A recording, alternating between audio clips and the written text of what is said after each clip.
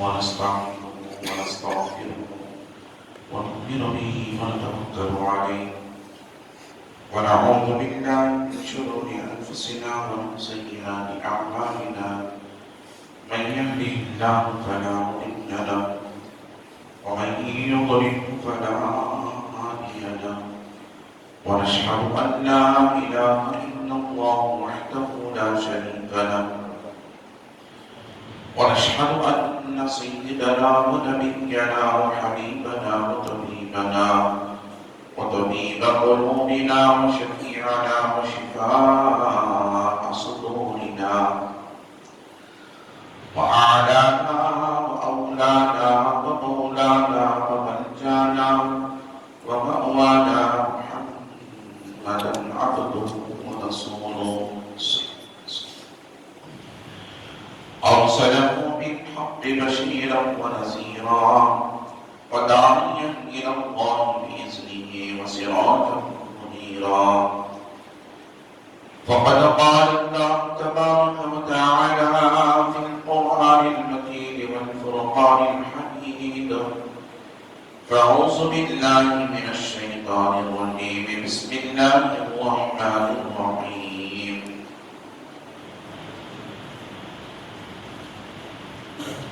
ولله على الناس حج البيت من استطاع إليه سبيلا صدق الله رسوله النبي الأمين المكين الكريم ونحن على ذلك لمن الشاهدين والشاكرين والحمد لله رب العالمين. ونعم ربنا إصبع محمدا ونعم ربنا إصبع محمدا أيده بأيده أجدنا بأحمدا أرسله مبشرا أرسله ممجدا صلوا عليه دائما صلوا عليه سلمدا اللهم صل وسلم صلاة كاملة وسلم صلاة دائمة.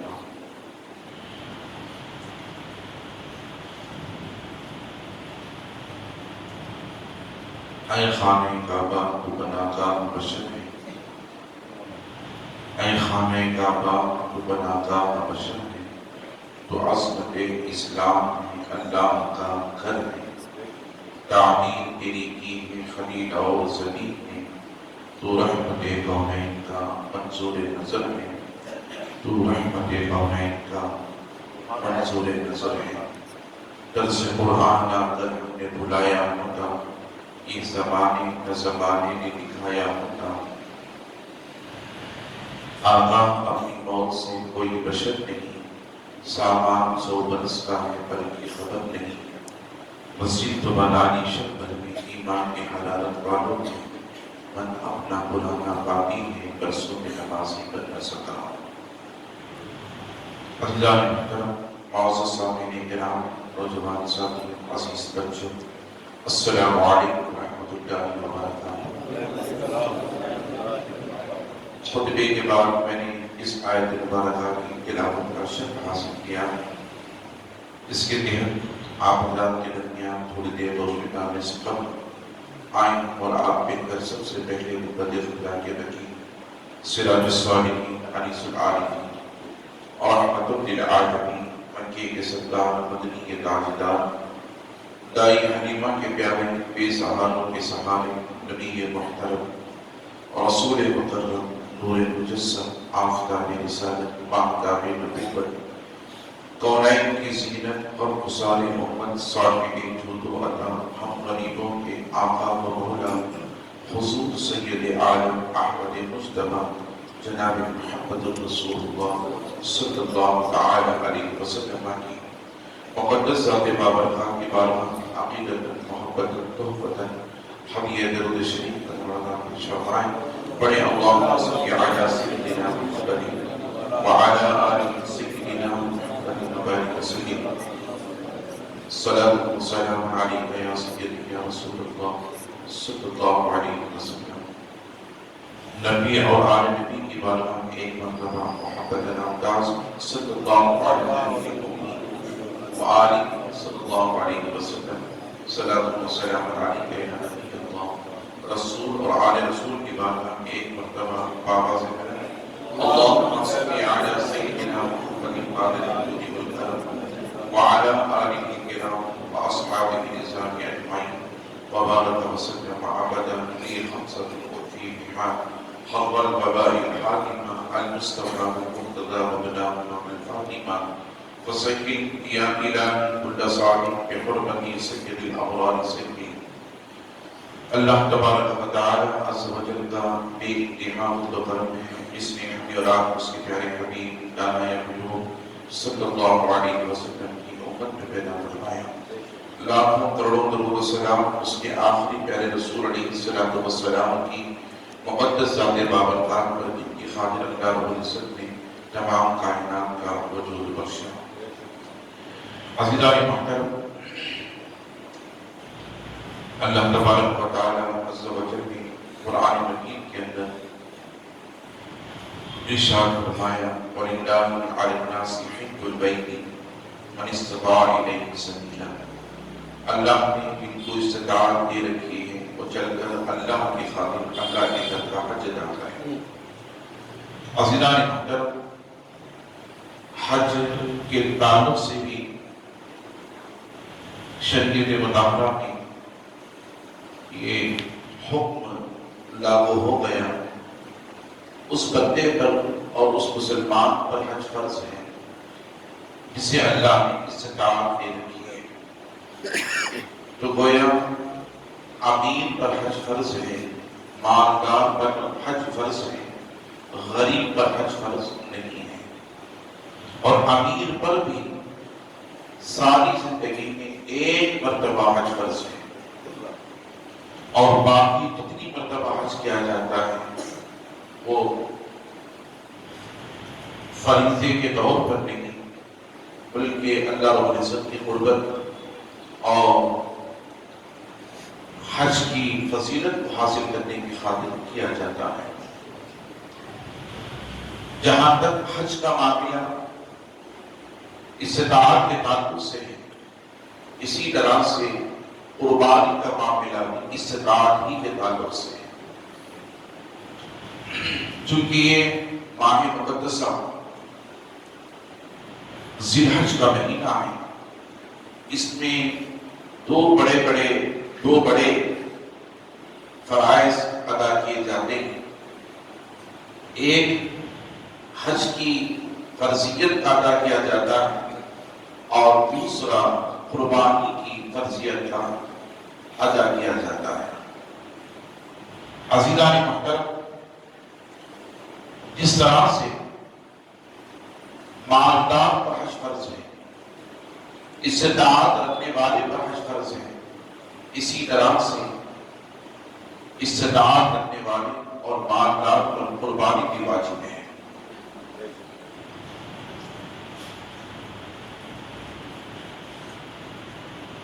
اور اس ماہ مقدسہ میں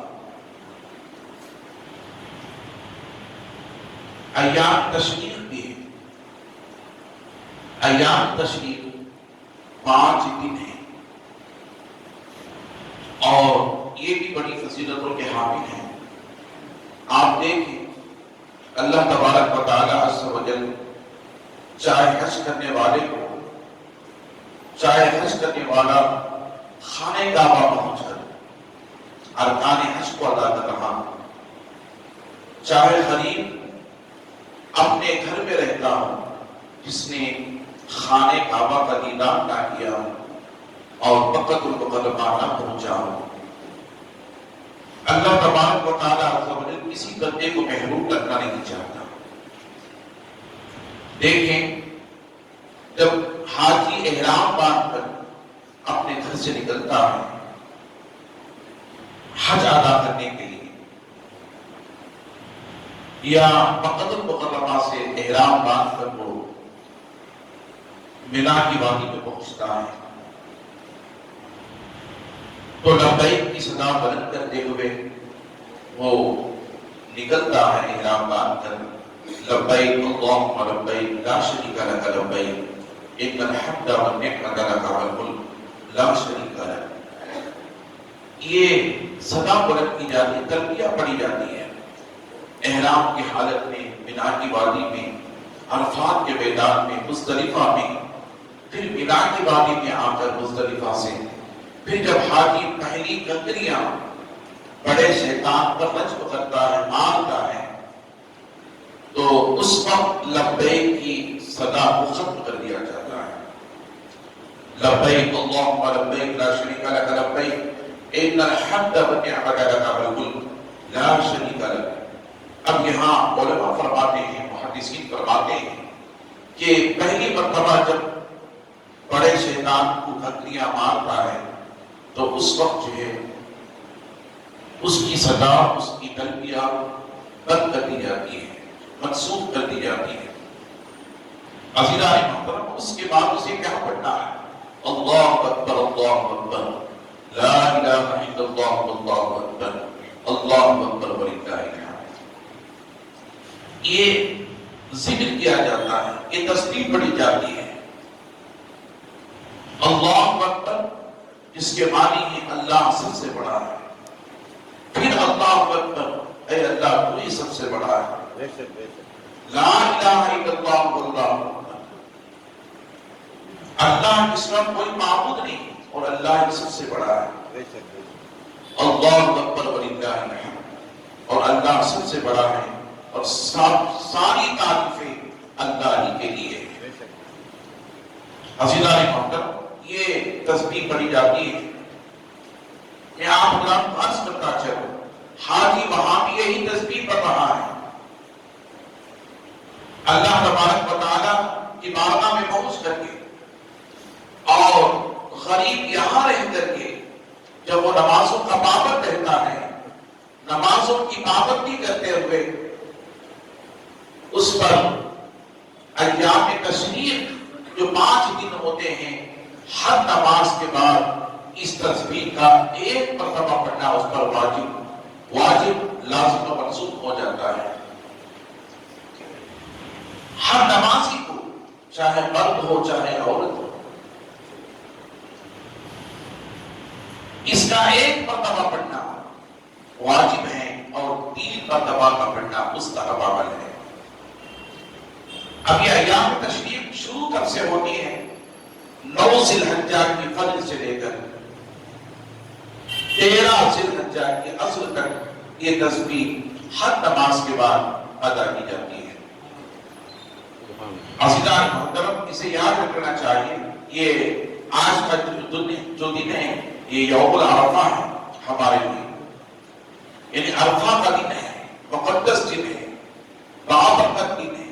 خوش نصیب ہیں وہ مسلمان جو آج کی فضیلت کو حاصل کرنے کے خاطر 9 ذی الحجہ کا روزہ رکھے ہوئے ہیں۔ عزیزان محترم، آج کے روزے کی بڑی فضیلت ہے اور آج کے رات کی بھی بڑی فضیلت ہے۔ 10 ذی الحجہ کی جو رات ہے اس کی بڑی فضیلت علماء بیان فرماتے ہیں کہ جو شخص 10 ذی الحجہ کی رات کو جاگتا ہے اور اللہ کی عبادت کرتا ہے، اللہ کی بندگی میں لگا رہتا ہے، تو 10 ذی الحجہ کی رات کی عبادت کا رات کا جاگنا اور اللہ کی عبادت کرنا، علماء فرماتے ہیں اللہ تبارک و تعالی عز و جل اس بندہ مومن کو شب قدر کی رات کا ثواب عطا فرماتا ہے۔ اللہ آپ بتاتا ہے شب قدر کی رات کا ثواب عطا فرماتا، اجر عطا فرماتا ہے۔ تو ان مسائل کو ہمیں یاد کرنا چاہیے کہ ایام تشریق کسے کہتے ہیں اور تکبیر تشریق کسے کہتے ہیں۔ عزیزان محترم، ایام تشریق 5 دن ہیں۔ کتنے دن ہیں؟ 5 دن ہیں۔ اور یہ شروع کب سے ہوتی ہے؟ 9 ذی الحجہ کی فجر سے لے کر 13 ذی الحجہ کی عصر تک، یعنی 5 دن، 9 10 11 12 13 عصر کی نماز تک یہ تسبیح پڑھی جاتی ہے۔ اور اس کا پڑھنا یاد رکھ لیں، مقتدی پر بھی واجب ہے اور امام پر بھی واجب ہے۔ امام بھی یہ تسبیح پڑھے، تکبیر تشریق، اور پھر مقتدی بھی پڑھے۔ اگر امام بھول کی وجہ سے نہ پڑھے تو مقتدیوں پر یہ تکبیر تشریق ثابت نہیں ہو جاتی، ختم نہیں ہو جاتی. اگر مقتدی نہیں پڑھیں گے تو مقتدی کو نہیں ہوں گے. مقتدیوں کو پڑھنا چاہیے.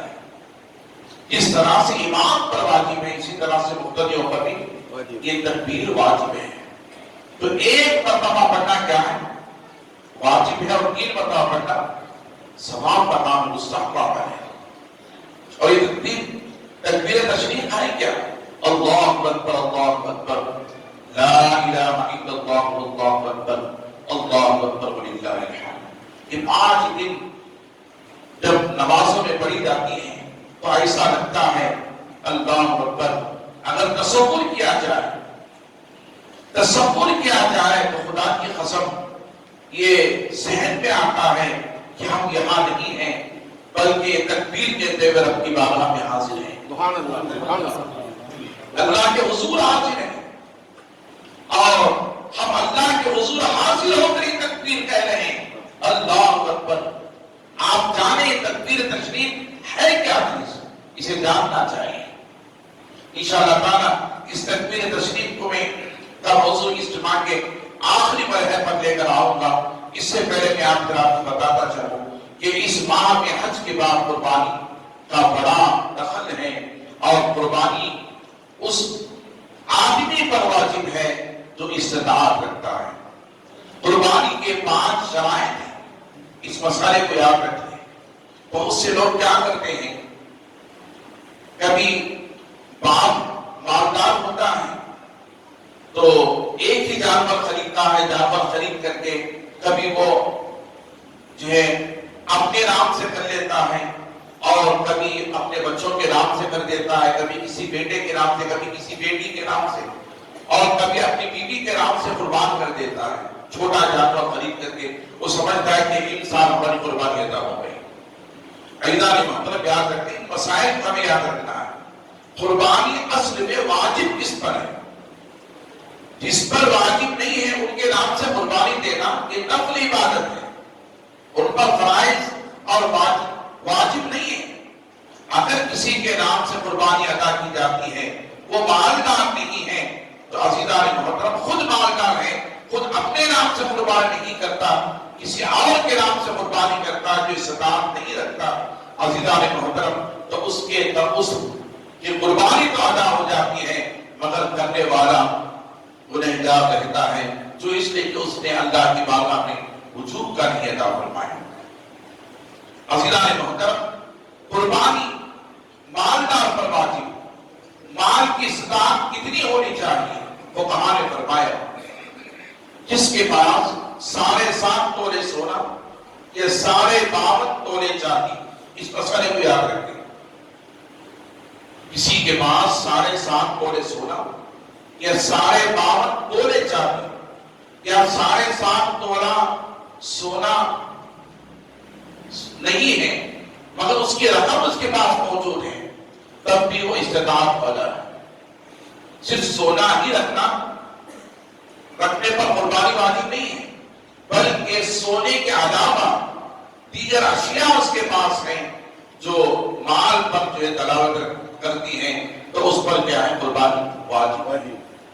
52 تولے چاندی کسی کے پاس ہے یا اس کی رقم ان کے پاس ہے تو ان پر بھی قربانی واجب ہے. مگر یاد رکھ لیں جس طرح سے زکات کے لیے 52 تولے چاندی اور 7.5 تولے سونا کسی کے پاس ہو اور اس پر جو ہے زکات کا فرض ہوتی ہے عزیزان محترم اس مال کے ملنے کے 1 سال کے بعد، اس مال کے ملنے کے 1 سال کے بعد قربانی زکات کیا ہوتی ہے؟ فرض ہوتی ہے. وہاں قربانی کا مسئلہ ایسا نہیں ہے. 1 سال کا گزرنا مال کے ملنے کے بعد زکات کی فرائض کی کا جو ادا کیا جاتا ہے مگر قربانی کا مسئلہ ایسا نہیں ہے. آج اگر یعنی 10 ذی الحجہ کی فجر کے بعد اگر کسی کو 7.5 تولے سونا یا اتنا مال اگر مل گیا اور کیا رقم اس کے پاس آ گئی یا اس نے کما لیا تو لہذا اسی دن اس پر قربانی واجب ہو جائے. یا 10 ذوالحجہ کے پاس اس کے پاس پیسہ نہیں ہے، وہ مالدار نہیں ہے، استطاعت والا نہیں ہے، 11 ذوالحجہ کو اس کے پاس پیسہ آ گیا، 7.5 تولے سونے کے مطابق یا 7.5 تولہ سونا اس کے پاس آ گیا، اس نے کما لیا، تو 11 ذوالحجہ پر بھی اس کی قربانی واجب ہو جائے۔ اسی طرح سے 12 ذوالحجہ آ گئے، 10 ذوالحجہ ختم ہو گئے، 11 ذوالحجہ ختم ہو گیا، پھر 12 ذوالحجہ کا دن آ گیا۔ ایام یوم النحر جو ہے وہ 3 دن ہے۔ کتنے دن ہیں؟ 3 دن ہیں۔ وہ 3 طور سے ہیں، 10 ذوالحجہ، 11 ذوالحجہ، پھر 12 ذوالحجہ۔ یہ 3 دن یوم النحر کے ہیں۔ نحر کہتے ہیں قربان کرنے کو، جانور کو ذبح کرنے کو، خون بہانے، اللہ کی بارگاہ میں خاص جانور اللہ کی بارگاہ میں قربان کرنا، اس کا خون بہانا، اسے یوم النحر کہتے ہیں۔ عید کا دن تو ایک ہی ہوتا ہے، عید الاضحیٰ، مگر یاد رکھتے ہیں قربانی کے دن 3 دن ہوتے ہیں۔ اللہ ہم کے پیارے حبیب علیہ السلام ارشاد فرماتے ہیں، ان 3 دنوں میں اللہ رب العزت کو یوم النحر کے دن اللہ کی بارگاہ میں اللہ کی خاطر خاص جانور ذبح کرنے کے علاوہ کوئی عمل محبوب نہیں ہے۔ اس سے بڑھ کر کوئی عمل محبوب نہیں ہے۔ اللہ تبارک و تعالیٰ عز و جل کے نزدیک یہی عمل محبوب ہے کہ وہ اللہ کی خاطر اللہ کے لیے خاص جانور قربان کرے۔ عزیزان محترم یاد رکھ لیں، ان دنوں میں اگر کوئی مالدار، میں یہ مسئلہ بتا رہا تھا، کبھی شوہر مالدار ہوتا ہے، کبھی بیوی مالدار ہوتی ہے، کبھی ماں باپ غریب ہوتے ہیں، اولاد مالدار ہوتی ہے۔ اس مسئلے کو یاد رکھیں، اولاد مالدار ہوتی ہے، کبھی ماں باپ مالدار، کبھی شوہر مالدار تو بیوی مالدار نہیں، کبھی بیوی مالدار تو کبھی شوہر مالدار نہیں۔ یہ ضروری نہیں ہے اسلام کے اندر، شریعت مطالعہ کے اندر، کہ شوہر مالدار ہو تو بیوی مالدار تھا، ایسا کوئی حکم نہیں ہے۔ یاد رکھ لیں، آقا علیہ السلام نے خدیجہ الکبریٰ رضی اللہ تعالی عنہا سے جب نکاح فرمایا تو آقا علیہ السلام مالدار نہیں تھے، مالدار نہیں تھے، خدیجہ الکبریٰ مالدار تھی، وہ مال تجار تھی، حضرت سیدہ خدیجہ الکبریٰ رضی اللہ تعالی عنہا۔ اسلام میں بیوی بھی مالدار ہوتی ہے، شوہر بھی مالدار ہوتا ہے، کبھی ماں باپ مالدار نہیں ہوتے تو کبھی اولاد مالدار ہوتی ہے۔ عزیزان محترم یاد رکھیں، بیوی مالدار کیسے؟ بیوی مالدار اس طرح سے کہ اس کے پاس جو میں کے یہاں سے، اس کے ماں باپ کے یہاں سے جو مال ملتا ہے، سونا ملتا ہے، جو پیسہ ملتا ہے، روپیہ ملتا ہے، جائیداد ملتی ہے، تو اس وجہ سے بھی وہ مالدار ہوتی ہے۔ اور کبھی خود بیوی بزنس مین ہوتی ہے، تجارت کرتی، کاروبار کرتی ہے، حلال طریقے سے پردے میں رہ کر کے، تب بھی وہ مالدار ہوتی ہے۔ عزیزان محترم، شوہر مالدار، کبھی بیوی مالدار، کبھی اولاد مالدار۔ یاد رکھتے ہیں، جن کے پاس بھی اگر بیوی کے پاس مال ہے، 7.5 تولہ سونا ہے، اس سے بڑھ کر ہے، جتنا بھی بڑھ کر رہے، مگر قربانی اور زکات کے مسئلے کا اس میں آپ کو مسئلہ بتا دو، فرق بتا دو کہ قربانی کرنے والے کے لیے 7.5 تولہ سونا ہونا یہ ضروری ہے، اور اس کے بعد جتنا بھی ہو مگر ایک ہی قربانی ہے، جتنا بھی کروڑ کی ملکیت ہو ایک ہی قربانی ہے۔ اللہ اکبر۔ مگر زکات کا مسئلہ ایسا نہیں ہے، جیسے 7.5 تولے اس پر ہوتے ہیں، اور اس کے بعد جتنا بھی مال ہوتا ہے، 10 تولے ہو، 20 تولے ہو، یا 100 گرام ہو، 200 گرام، آدھا کلو، ہر مال پر جو زکات فرض ہو جاتی ہے، سارے مال کی زکات نکالنی ہوتی ہے۔ عزیزان محترم، میں آپ حضرات کو بتاتا چلوں، باپ اور کو چاہیے، ماں باپ کو چاہیے، ان مسائل کو خود سیکھیں اور اپنی اولاد کو سکھانے کی کوشش کریں۔ عزیزان محترم، سال میں ایک مرتبہ مالدار پر قربانی واجب، سال میں ایک مرتبہ مالدار پر قربانی واجب ہے۔ ان 3 دنوں میں باپ اگر مالدار ہے تو جتنے سال وہ دنیا میں رہے گا بیوی اگر مالدار ہے اور جتنے سال وہ دنیا میں رہے گی اگر وہ مالدار رہے گی استطاعت رکھتی ہے تو ہر سال اس پر قربانی واجب رہے گی. اولاد اگر مالدار ہیں استطاعت رکھتے ہیں تو لہذا جب تک وہ دنیا میں رہیں گے ہر سال ان پر قربانی واجب رہے گی. اور اگر وہ قربان نہیں دیں گے, باپ اگر قربان نہیں دے گا, بیوی اگر قربان نہیں دے گی, ماں قربان نہیں دے گی, اولاد قربان نہیں دے گی, تو آپ میرے پیارے آقا علیہ السلام کا قول سنیں. اللہ کے پیارے حبیب دانائے قلوب صلی اللہ علیہ وسلم ارشاد فرماتے ہیں جو استطاعت رکھتا ہو, مالدار ہو, پھر بھی وہ قربانی نہ کرے تو وہ عید کے دن چل کر کے مسلمانوں کی خوشی میں خوشی نہ بنائے. وہ عید گاہ تک نہ آئے. اللہ کے پیارے حدیث صلی اللہ علیہ وسلم ارشاد فرماتے ہیں یاد رکھیں قربانی واجب ہے. اللہ کے حبیب فرماتے ہیں آپ پر اللہ کی خاطر آپ پر لاؤ. اللہ کی خاطر جو شخص ہے قربانی کے جانور قربان نہیں کرتا استطاعت رکھنے کے باوجود بھی وہ ہم میں سے نہیں ہے اور وہ چل کر کے عیدگاہ کی طرف نہ آئے اور مسلمانوں کی خوشی میں خوشی نہ بنائے. آپ عطا نہ کریں. مسلمانوں کو چاہیے کہ وہ ان مسائل کو یاد کرنے کی کوشش کریں. عزیزان محترم, ہمارے پاس فراق خریدنے کے لیے پیسہ ہوتا ہے, ہمارے پاس ایک اچھی گاڑی خریدنے کے لیے پیسہ ہوتا ہے, فارچونر خریدنے کے لیے ہمارے پاس پیسہ ہوتا ہے, اچھی سے اچھی موٹر سائیکل اور کار خریدنے کے لیے ہمارے پاس پیسہ ہوتا ہے. مگر سال میں ایک مرتبہ اسی اللہ ہی کے دیے ہوئے مال میں اللہ کی خاطر خرچ کرنے کے لیے ہمارے پاس دل نہیں ہوتا. ہمارے پاس دل نہیں ہوتا. درود شریف پڑھے اللہم صلی علی سیدنا شفیعنا حبیبنا ربینا کریمنا مولانا محمد بارک وسلم صلی اللہ علیہ صلاۃ و سلام علیک یا رسول اللہ صلی اللہ علیہ وسلم. عزیزان محترم, میں آپ حضرات کو عرض کرنا چلو قربانی ایک بڑی عبادت کا نام ہے جو اللہ تعالیٰ بہت ہی پسند فرماتا ہے. یہ صرف امت مسلمہ ہی پر کے واجب نہیں تھی قربانی, سابقہ تمام امتوں سے یہ قربانی چل کر کے آئی ہے. سب سے پہلی قربانی جو دنیا میں ہوئی یاد رکھتے وہ حضرت آدم علیہ السلام کی نسب میں ہوئی.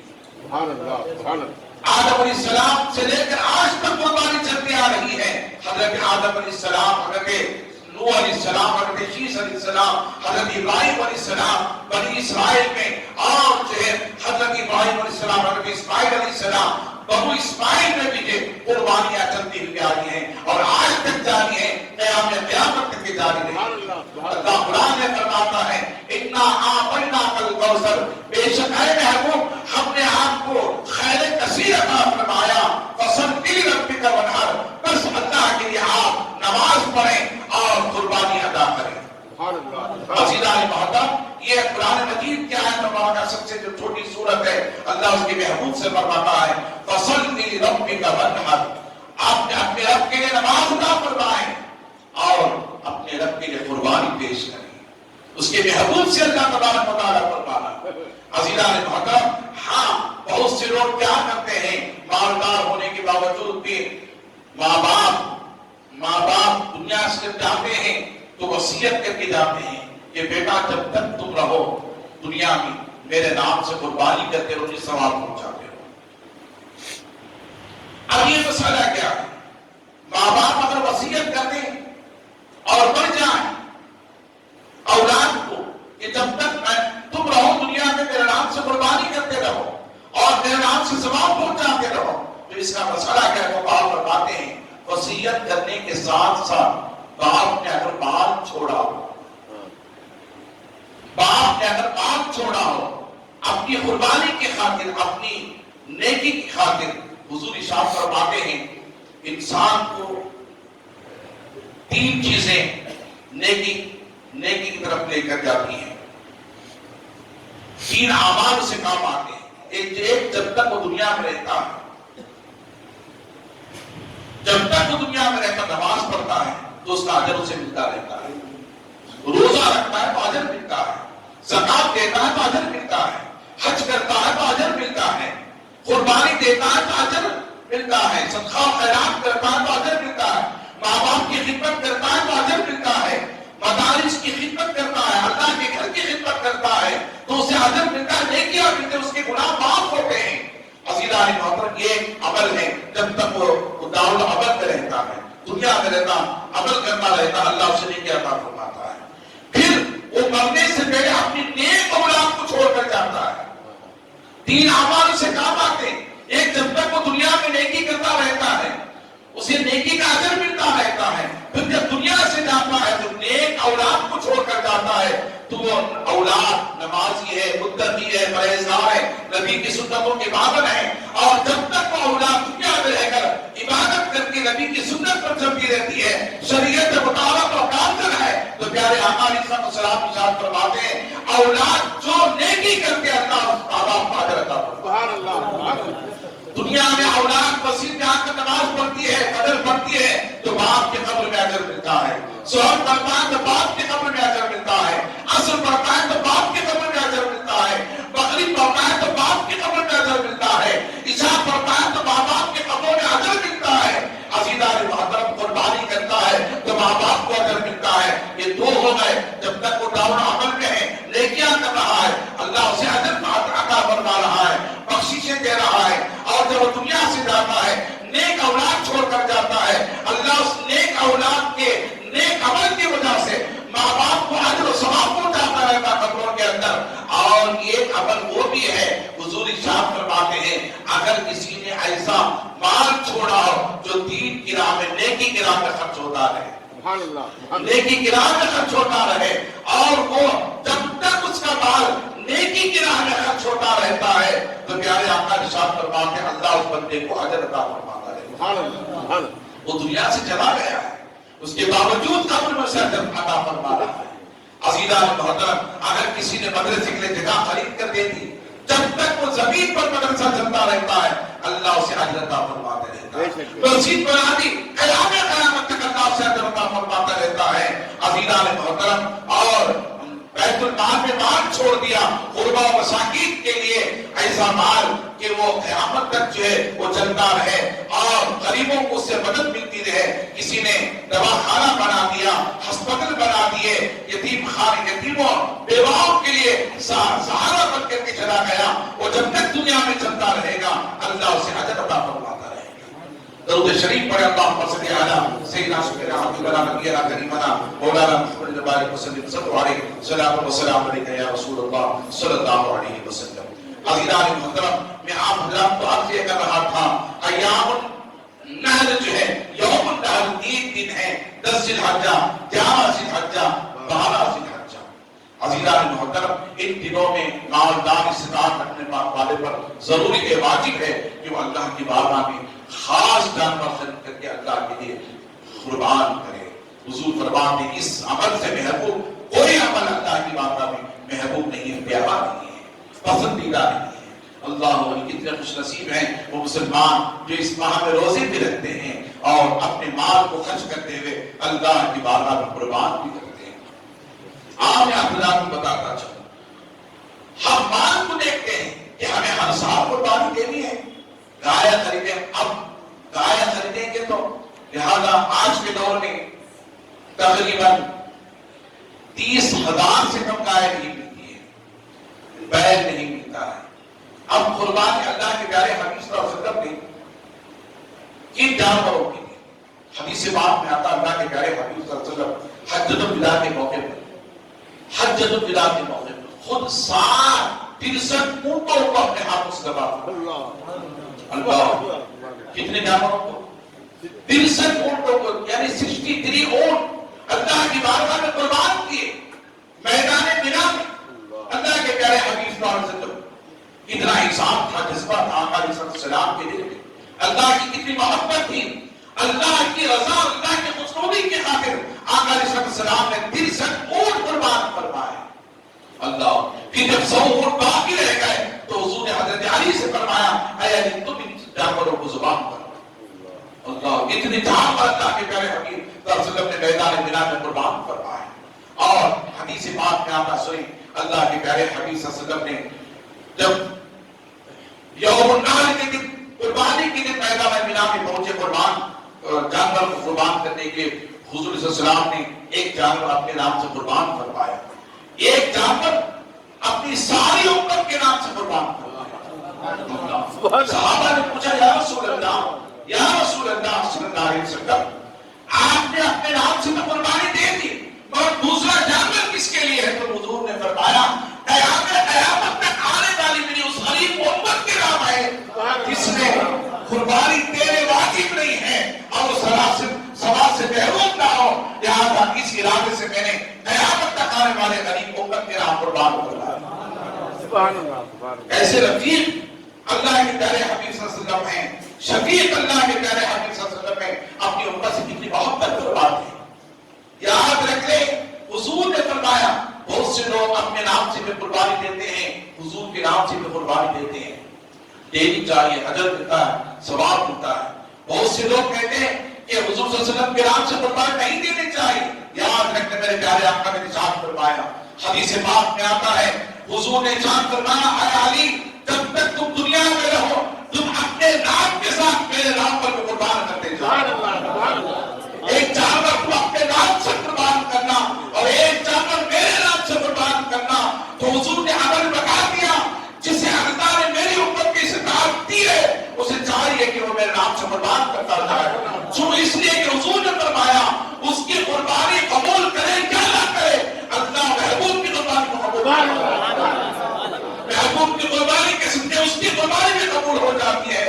جیسا کہ حضرت آدم علیہ السلام کی توبہ اللہ رب العزت نے 2000 سال 200 سال کے بعد قبول فرمائی۔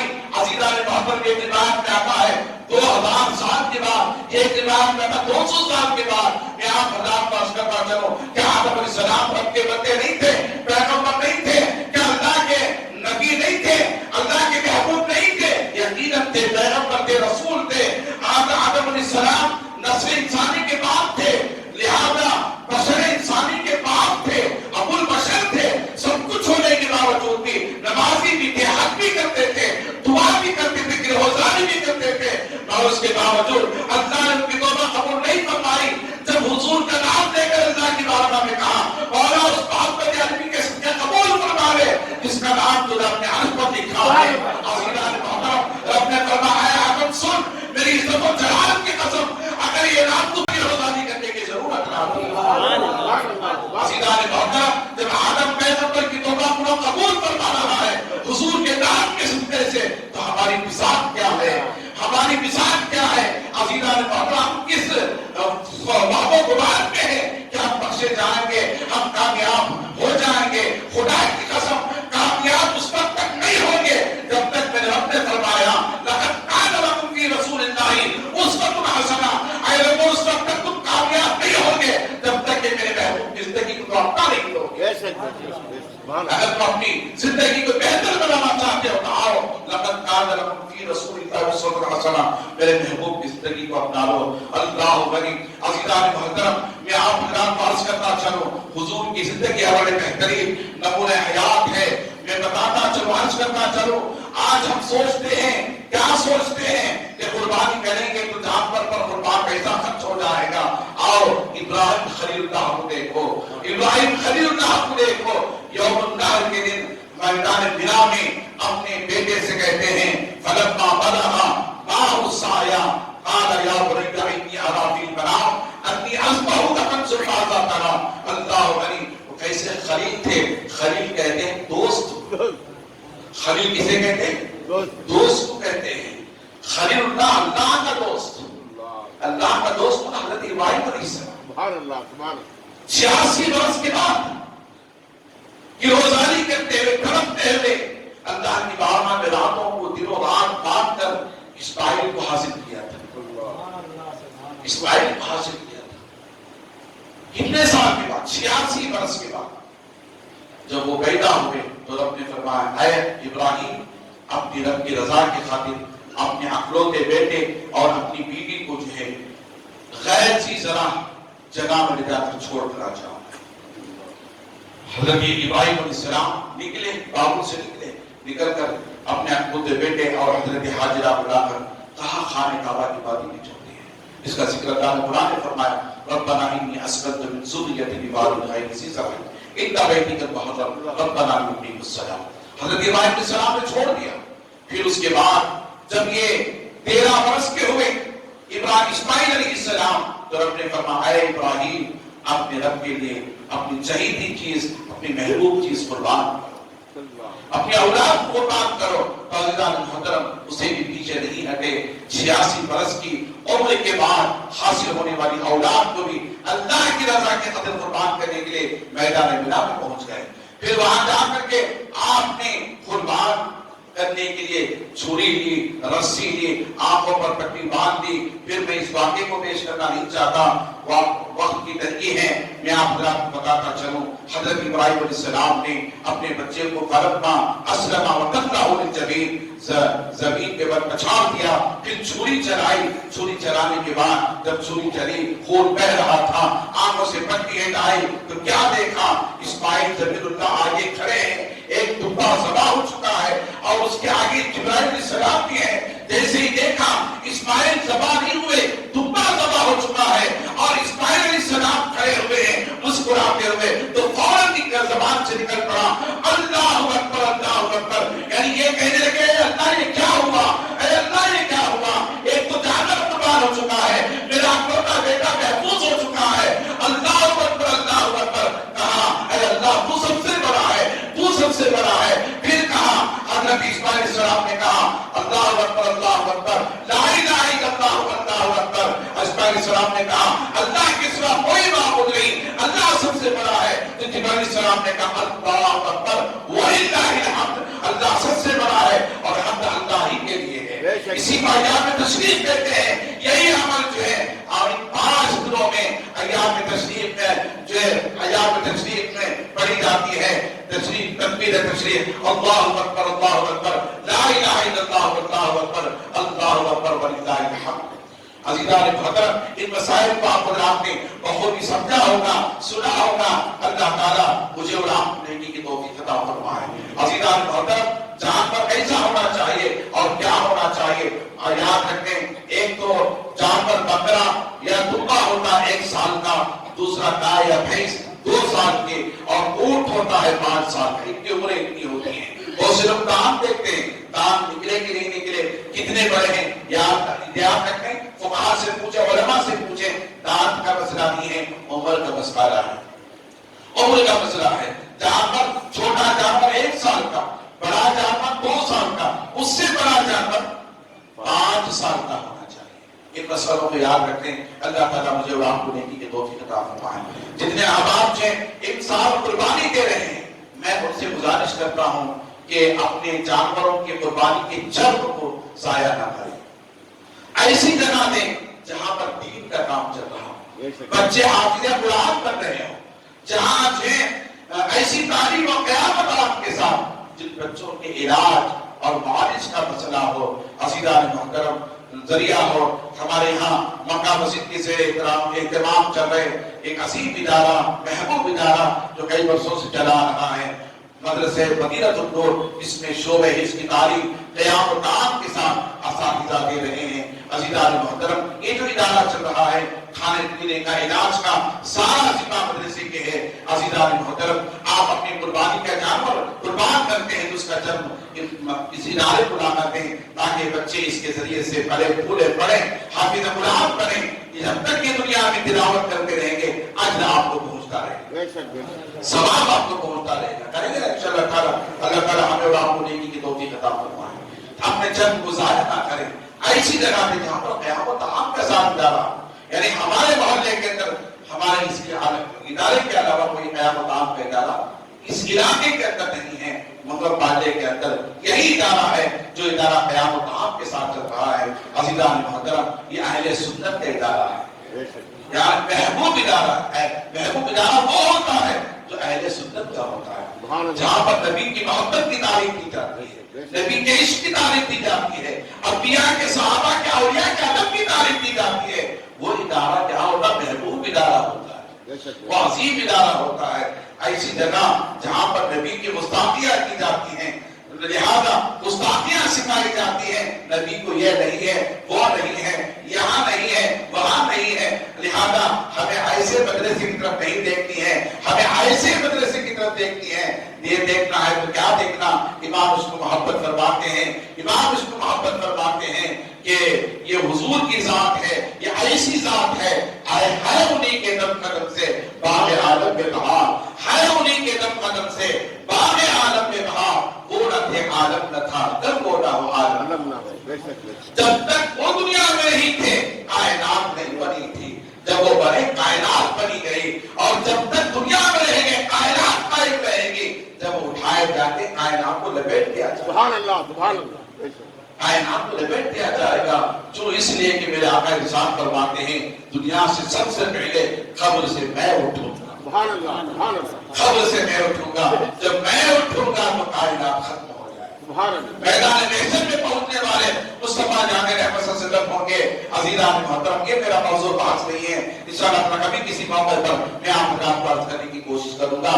انسان ہمارے ہاں ہر سال کی طرح انسان بھی مکہ مدینہ میں عید الاضحیٰ کی نماز، عید الاضحیٰ کی نماز 8 بجے رکھی گئی ہے، 8 بجے رکھی گئی ہے۔ آپ حضرات سے گزارش کے وقت کا خیال کرتے ہوئے وقت پر پہنچ کر کے عید کی نماز ادا فرمائیں، انتظار نہیں کیا جائے گا، اور ثانی جماعت کی بھی اجازت نہیں دی جائے گی، ایک ہی جماعت ہوگی، اور ایک ہی جماعت پر جو ہے نماز عید ادا ہوگی، اور آپ دیکھتے ہوں گے کہ کچھ برسوں سے عید الاضحیٰ کی نماز مختصر وقفے میں ادا کی جا رہی ہے، زیادہ وقت نہیں دیا جا رہا ہے، بلکہ آدھے پونے گھنٹے کے اندر سے عید کی نماز مکمل کر دی جاتی ہے۔ آپ حضرات سے گزارش ہے قربانی کے جانوروں کے قربان کرنے کا مسئلہ رہتا ہے، موقع رہتا ہے، وقت زیادہ نہیں لیا جاتا، آپ حضرات سے گزارش ہے کہ آپ حضرات وقت پر پہنچ کر کے عید کی نماز ادا فرمائیں۔ وآخر دعوانا الحمدللہ۔